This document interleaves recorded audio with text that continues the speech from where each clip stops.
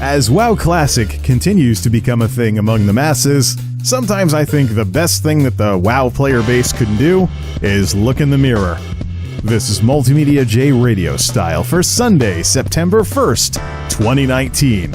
Let's start the show. MultimediaJay Radio Style.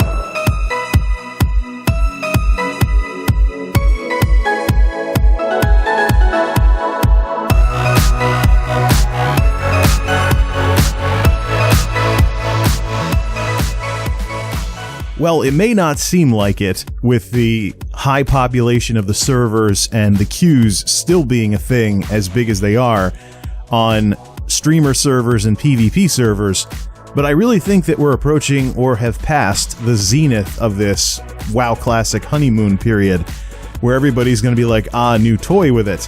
I've been watching Method's coverage of the Races to World First over the weekend, and it's pretty cool, you know. World of Warcraft, for much of its history, has been essentially associated with being the hobby of reclusive nerds, and to see it being treated like a sports event on Twitch, that was awesome. It's great when nerd stuff goes, or appears to go, mainstream, and it's not just some of the stuff like what I joke about, like that joke about the BlizzCon nerd speeches and whatnot. Next expansion, your protection paladin is going to generate 10% more threat. Nobody ever actually said that, by the way. That's basically a hammed up kind of blending together of how many of the new feature announcement speeches at BlizzCon have gone over the years, or at least the ones that have made it onto YouTube. I mean, you think you do, but you don't. Not so much. Diablo Immortal, not so much. But usually, whenever some big new feature for World of Warcraft has been announced, there's usually been a lot of applause because players were completely sick of the old system. And that's what makes things interesting with some of the complaining that's going on today about modern WoW. I think as much as there's a problem with narcissism among Blizzard's corporate culture and the attitudes of the developers over the years, where they are consistently doing the Blizzy knows best stuff and waving fingers at their own player base, I think in the other direction, the player base has had a major problem in recent years with projection. Projection is one of those psychological doohickeys where you take something bad about yourself and you project it onto other people, or make it look like somebody else is worse at something than you are. The key way in which I think there's projection going on with the WoW player base is when they take bad characteristics of players or themselves and they blame Blizzard for it. So as an example, they'll say the modern WoW retail WoW players are lazy and entitled and want everything handed out to them. When in reality, this game has always included players that wanted the quickest way to the top and thought that it should always work, and were very upset whenever Blizzard nerfed something or made it so that some kind of really dominant something or another in the meta no longer worked. The World of Warcraft player base has always been antagonistic, has always been toxic, has always been whiny, and has always been entitled. I don't know where the Asmongold folks who say that WoW's player base has never been toxic get it from. Where the heck do they get that idea from? I don't know. But if they then turn around and say, well, look at League of Legends, that's projection. World of Warcraft has had a people problem the entire time the game has been around, in all directions. Not just the way Blizzard treats the players, but the way the players treat Blizzard and the way the players treat each other. Take vanilla, for example, and only certain specs are viable in raids, allegedly. The private server community, from what I understand, has completely turned this idea on its head. But why in the days of vanilla would it be the case that you need to be this narrow cookie-cutter build or you are useless? Why? Because players want the easy way to a raid clear. They're lazy. They're entitled. They want things handed to them. They don't want to have to work for them. Exactly the kinds of accusations that people are throwing at modern WoW players, and now it's all about, retail, retail. Regarding that comment about Classic splitting the player base was already split, and it's been split the entire time this game has existed. If somebody ever bashed you on the forums, or in trade chat, or in general chat, or in a dungeon group, or in a raid group, that's a great example of that. But what more proof do we need with this projection and whatnot that WoW has always had a people problem? It's not something that came out in modern WoW. It's not something that came out in Mists of Pandaria. It's not something that came out in Warlords of Draenor. Not something that came out in Battle for Azeroth. You can find arguments about wrath babies going all the way back to Lich King over 10 years ago at this point. So now, when you fire up Classic, and you see people in the general chat, trade chat, etc., bashing retail or being unhelpful when somebody asks a beginner question because maybe the original game was before their time, they may legitimately not know about how vanilla used to work. But a lot of the crap that I saw in vanilla is already worse in Classic. And here's the interesting part. All of this bashing of retail that I've seen across the board in chat channels since this game launched, you've got all these people out there that are all hashtag no changes and don't make any changes, not even quality of life changes. I want an authentic vanilla experience. It better be authentic or else. All of this retail bashing wasn't in vanilla. And oh, you may say, well, of course, because there was no Classic back then, but it still wasn't there.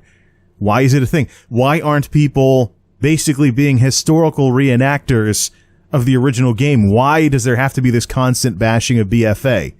Especially when there's a very good chance that between this, the impact that it has had, the numbers, and the recent developer discussions, even as recently as last June, why do we assume now at this point, especially with what Classic's doing, that BFA isn't going to change?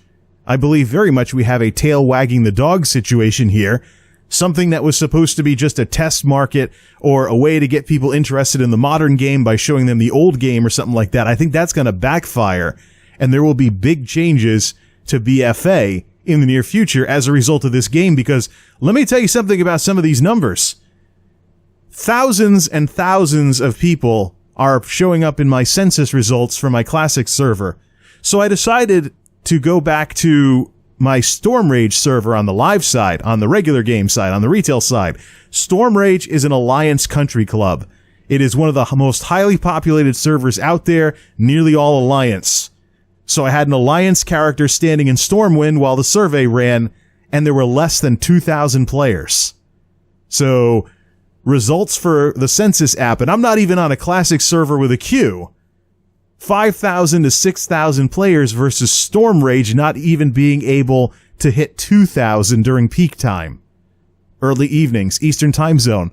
The server's time zone, by the way. These numbers, as well as everything that has gone on since the launch, if this doesn't cause reverberations through both Blizzard and Activision, and maybe even the rest of the industry in general, then yeah, these AAA companies really are clueless. Wall Street is right. There should be stock sell-offs galore. These companies are clueless if they don't realize exactly how much people want this stuff. And yeah, I think it's a bubble that's going to burst, because once people get used to the new toy or the nostalgia falls off, they're going to see this game for the wart that it really is. And if they do any thinking whatsoever, it's gonna start eating away at them. Here's a great example. People were very angry in Warlords of Draenor about time gating. The garrisons were, the things for making stuff in the garrisons were artificially stretched out, and there were rampant accusations that Blizzard was doing everything possible to keep people in the game to get the most out of their $15 a month and stretch out the time that it takes to do anything meaningful, so that way people stay subbed longer and maybe buy more stuff from the cash shop. This is an argument about modern WoW that I have heard numerous times over numerous expansions. But what about in Classic when you're running everywhere and you don't get mounts until level 40, 2/3 of the way through the level system in Classic? How is that not time gating?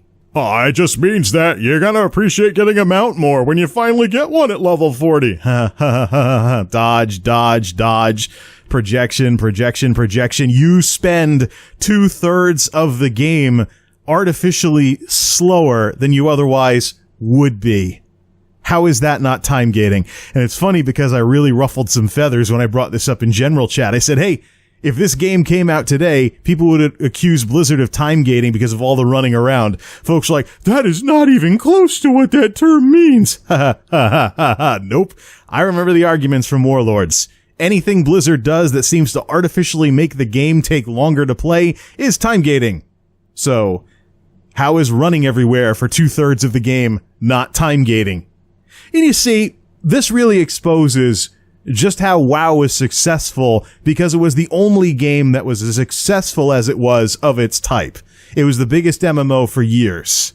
Some of this hubris from being the biggest MMO for years and being the only game coming up with the good ideas and progressing the genre forward, some of this leftover stuff is why Blizzard is in the situation that they're in today and why they're known for being aloof the way they are today. But when you go back to this and you are not playing the fanboy game with the nostalgia goggles and you experience this all over again, it is all the more blatant that you were strung along back in the day when you didn't know any better. And that's been my experience with Classic.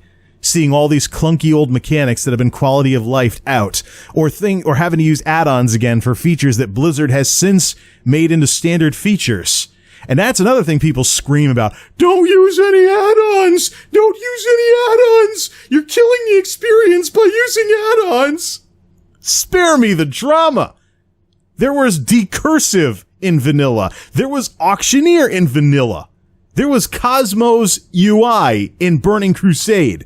And many of these features that started out in add-ons, like threat meters and whatnot, got made into base gameplay features, to say nothing of voice chat, which started out as TeamSpeak or Ventrilo and whatnot, and then it eventually became something that's now part of the game, albeit lower quality than something like Discord.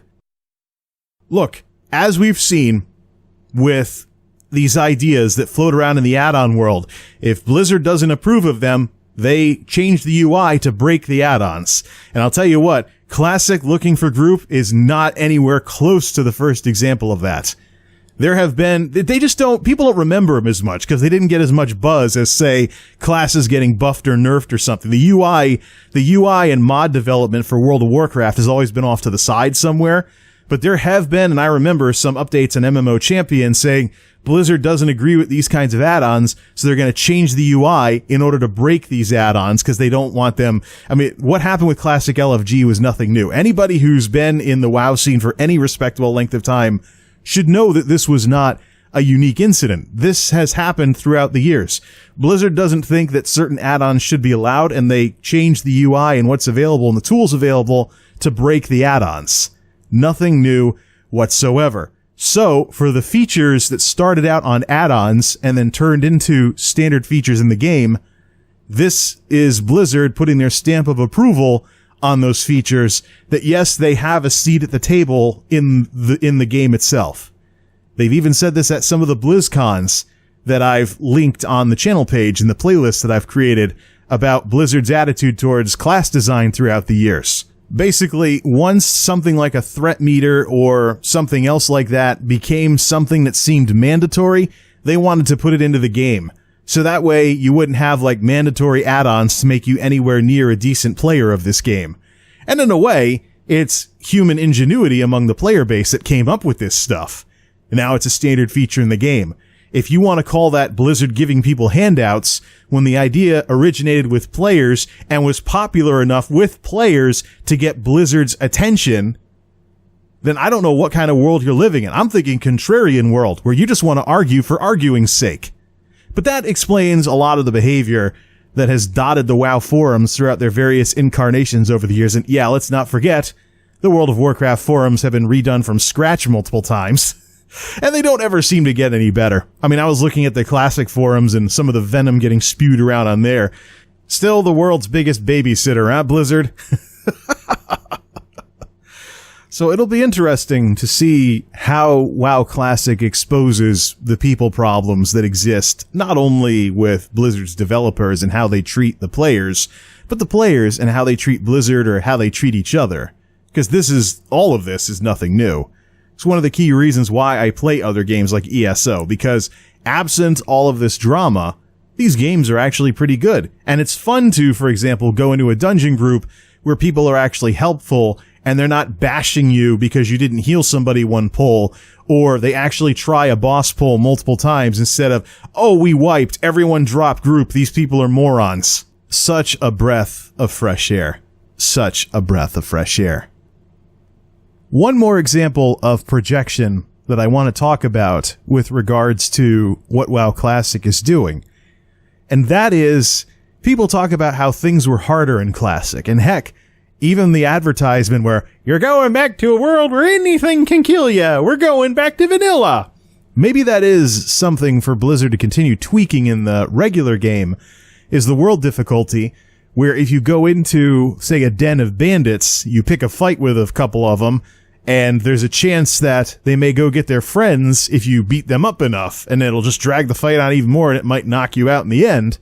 Aside from difficulty tweaks like that, I've been thinking an awful lot about how, yes, vanilla was harder, but now that I've gotten a chance to play it again, I'm finding out that vanilla was harder because of me. Yeah. I was a moron who didn't know what I was doing back in 2006 when I first played World of Warcraft.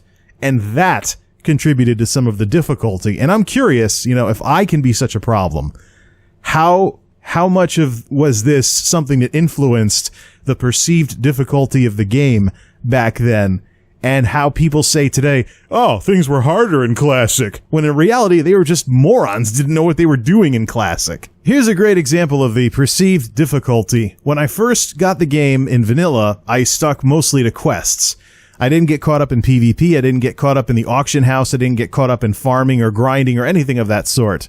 And now that I'm returning to Classic, despite some of the issues, like there's some Wrath of the Lich King and Cataclysm code still in this client somewhere.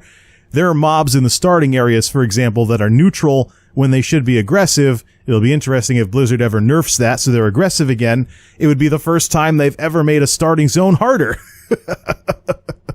But that's the authentic experience they need to work on. And the Cataclysm reference is because sometimes when there's enough people farming an area, I start seeing instant respawns like I saw in Cataclysm. The reason why I associate it with Cataclysm is I've been in busy areas in the earlier parts of the game, and this wasn't a thing with them. Hellfire Peninsula in Burning Crusade, for example, I was standing around waiting a lot for mobs to respawn. Not the case in Classic. I see a little bit of Cataclysm code still lurking under the hood somewhere.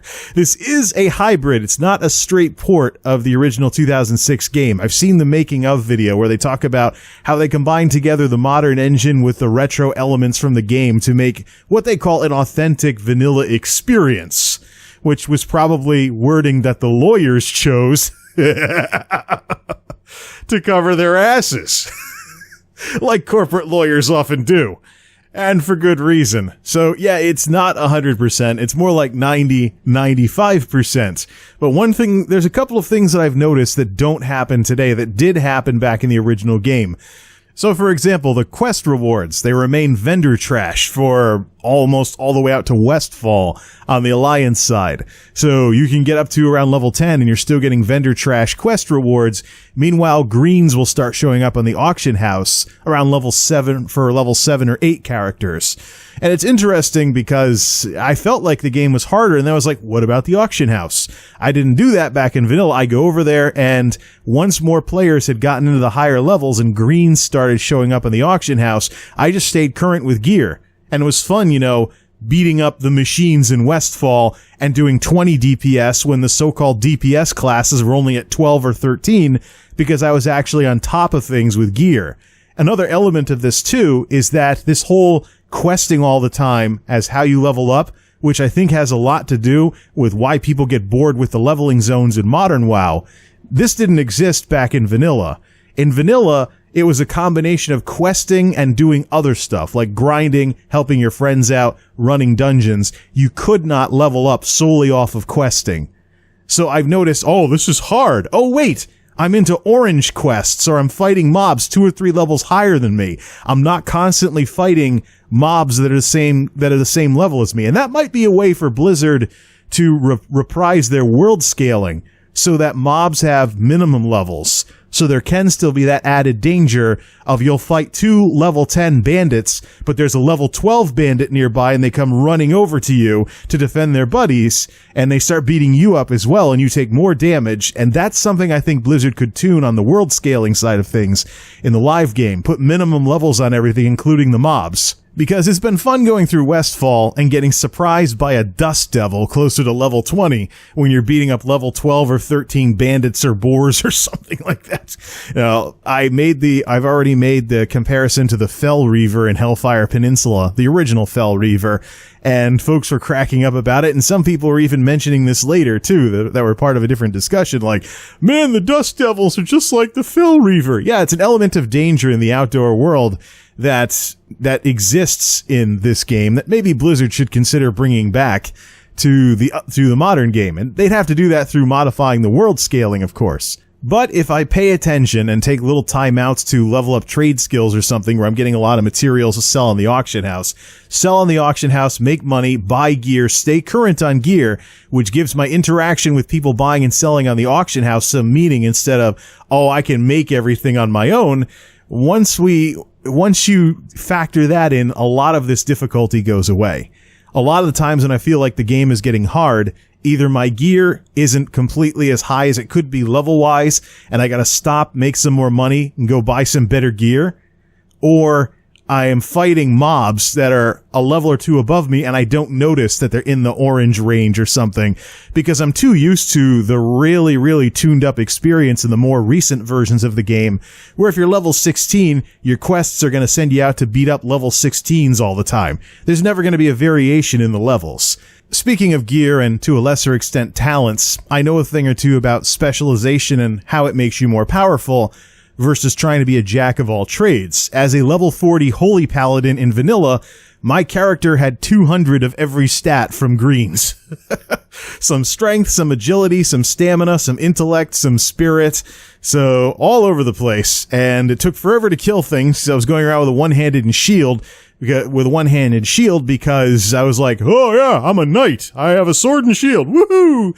Not really associating sword and board automatically with tanking, and therefore a severe damage drop, because if you sword and board, you're basically saying, I'm better at dealing with damage than dealing out damage. I'm better at taking damage than dealing out damage, which is what tanking is in the original game. Tanks used to have a massive damage penalty if they kept tanking in the outdoor world. Just ask anybody who ever played a dual-wielding protection warrior in Vanilla or Burning Crusade.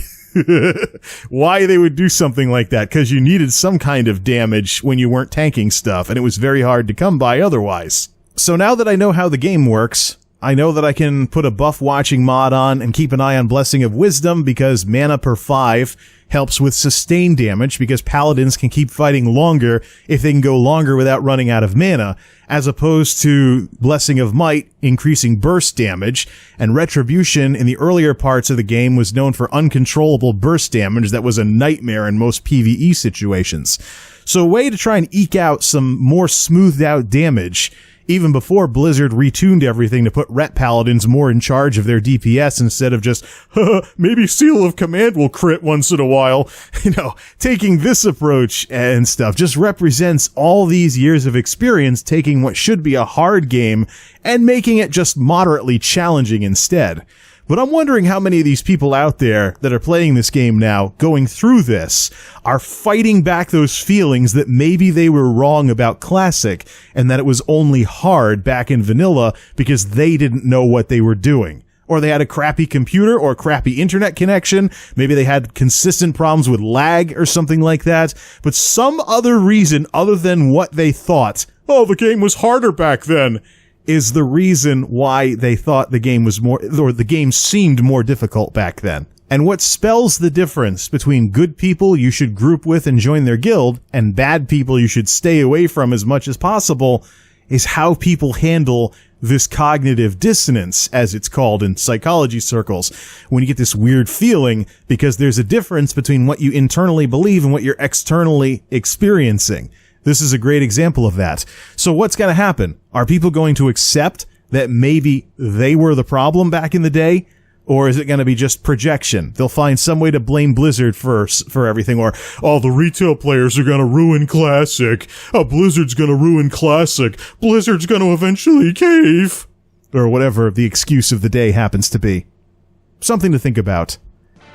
But that is where I'm at with this whole WoW Classic experience. I think we're past the peak of the honeymoon period, and it'll be interesting to see what happens as more people approach level 60, or maybe get to level 60, and see the end game for what it was, and see how much of the old meta gets lazily tossed around by people.